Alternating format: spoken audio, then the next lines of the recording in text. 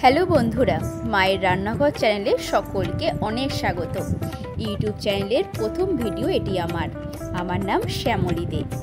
আজকে বানাবো আমি গোলা রুটি। তার জন্য প্রথমে চিড়ে ভিজিয়ে রেখেছিলাম, সেটা জলে ভালো করে ধুয়ে নিয়ে নিলাম সুজি আর নিলাম টক দই। তাতে একটুখানি নুন দেবো আর দেবো ময়দা। তারপর মিশ্রণটি ভালো করে মেখে নিয়ে জল দিয়ে গুলে নেবো। 30 মিনিট মিশ্রণটি চাপা দিয়ে রেখে দেবো। তারপর একটি পাত্র নিয়ে তাতে প্রথমে বেগুনের বোটা কেটে সাদা তেল বুলিয়ে নেব আর আস্তে করে দিয়ে দেবো সেই মিশ্রণটি।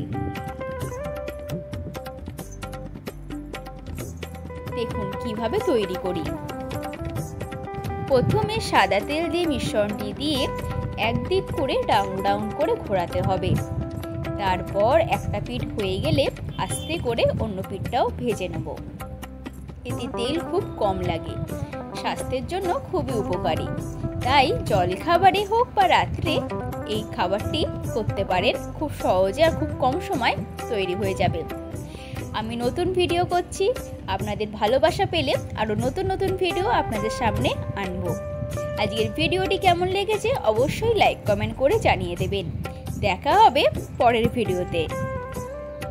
আর হ্যাঁ, মায়ের রান্নাঘর চ্যানেলটি সাবস্ক্রাইব করে বেল আইকনটি ক্লিক করতে কিন্তু ভুলবেন না।